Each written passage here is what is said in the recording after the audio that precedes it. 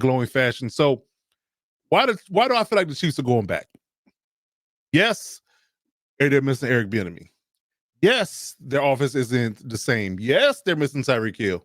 Yes, Travis Kelce isn't having the normal Hall of Fame like season that he's been having in the last 3 to 4 years. I mean, honestly, truly, since Patrick Mahomes has been there, yes, he's all those things are happening.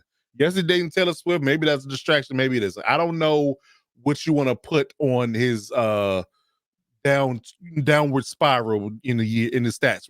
We know where his stats are concerned. It's not necessarily about him having a downward spiral in entirety, but he's just having a down year as far as his stats are concerned. He's not the same guy we're normally accustomed to seeing, right? The defense has stepped up.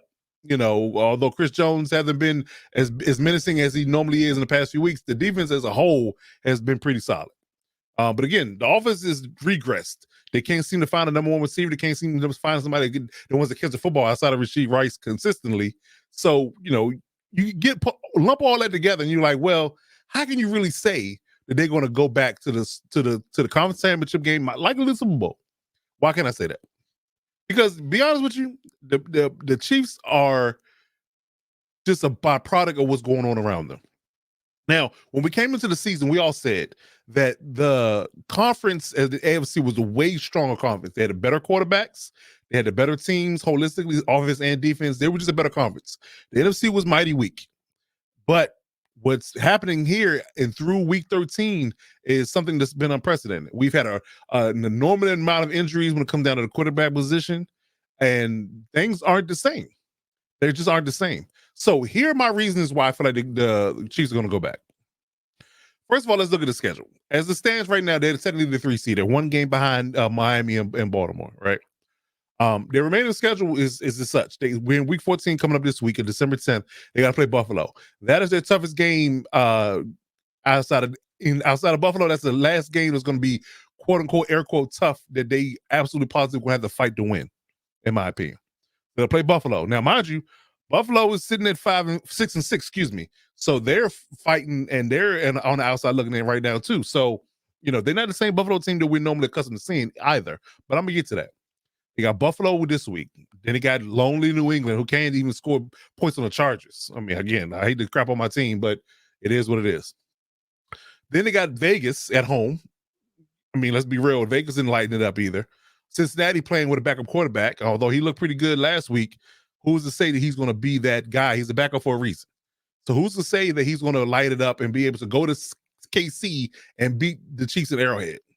Then they got the lonely Chargers at SoFi in the last week of the season. And we all know what the Chargers are at this moment. They're just not a good team. So, I mean, let's be real. Guarantee out of the last 1, 2, 3, 4, 5 games, it's going to be 4-1, maybe 5-0. So that's going to put them at, no worse than, what you can say, 13-4, 12-5. I mean, come on. 12-5 is going to definitely get you a top 3 seed. Maybe the 1 seed. Depends on how things shake out, because I tell you this, the Ravens and the Dolphins got way tougher schedule going down the stretch than the Chiefs do.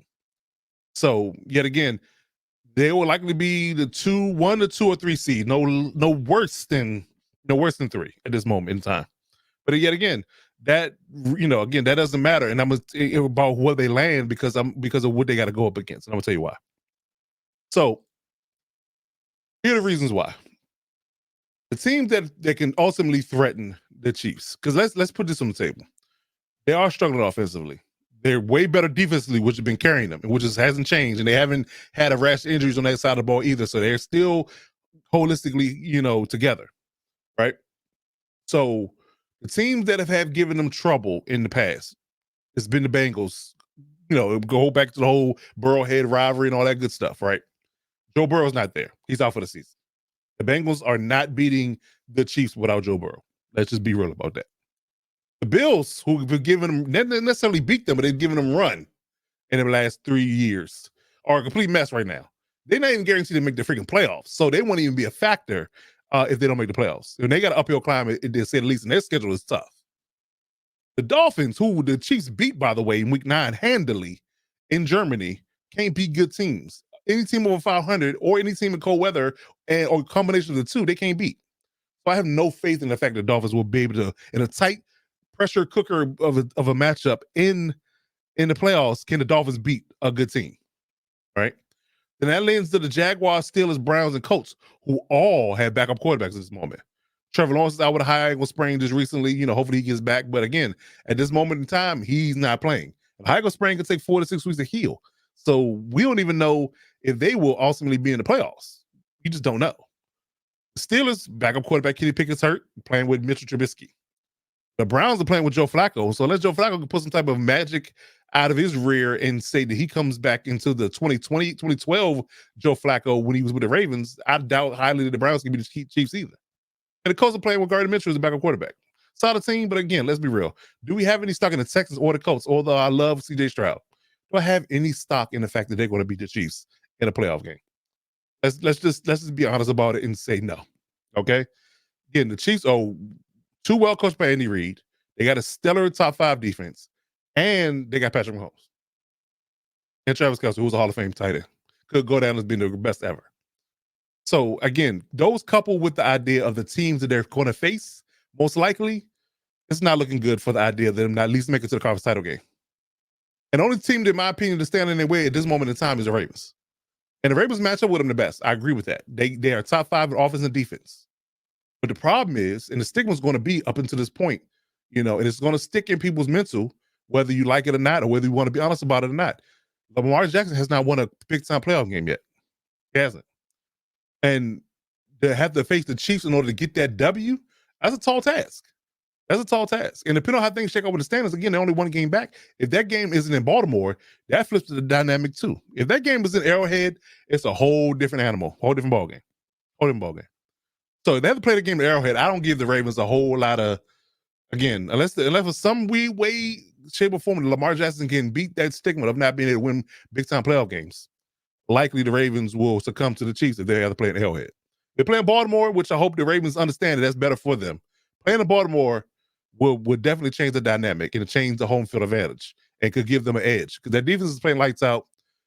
The offense is playing great. It's just whether or not the pressure will get to you in playoffs or not. I mean, big time moments, you either bust pipes or you make diamonds, and what you going to be. So that's really what it boils down to. So I really feel like, despite their woes, the Chiefs at least going back to the conference title game and the Super Bowl if the Ravens can't stop them. And that's just the way it is. I mean, the standings are where they are. And let's just look at it real quick one more time. Dolphins, they already beat them once. The Ravens always underscored the fact that they own the team that can stand in their way. Jacksonville's on a backup quarterback right now. So is Pittsburgh. So is Cleveland. So are the Colts. So the Texans are at the 8th spot. They're not even in the playoffs at the moment. The Broncos, I mean, come on. We know that KC can beat the Broncos. They have, and they will again. The Bengals, no Joe Burrow, and the Bills are a mess. Any of those teams make the playoffs, can they really beat KC in a pressure cooker every game against Patrick Mahomes and to Andy Reid? It's highly unlikely. Highly unlikely. So, again, the Chiefs should be unbothered at this point. To be honest with you, they should be unbothered. I think they should steady the course, and after the Buffalo game, they should really work on their offense and get things tightened up and buttoned up as much as they possibly can, and figure out who you can rely on and just roll with it. And ultimately, the ability of your quarterback, your Hall of Fame tight end, and your coach together, along with your top 5 defense, should win you most playoff games. That's just the brass tacks of it. And you look at most teams in this gambit outside of Miami, all these are cold weather teams. So it's going to be right up their alley. They're a cold weather team, just like everybody else. Miami's the only person that really got to deal with it if they're not the 1 seed. Miami's smart. They need to find a way and figure out a way to be the 1 seed so they don't have to go away from Miami. Because if they do, it's going to get rough for them as well. But that's where it lies. I would think KC should be bothered. I really don't. That's an ugly loss by Green Bay. But again, I think if they beat Buffalo at home, I think they'll be fine. And they'll go off undefeated throughout the rest of the season and likely be the 1-2 seed. If they win out, they're going to be the 1 or 2 seed. If they don't, they might be the 3 seed at worst. But again, they shouldn't be bothered at all.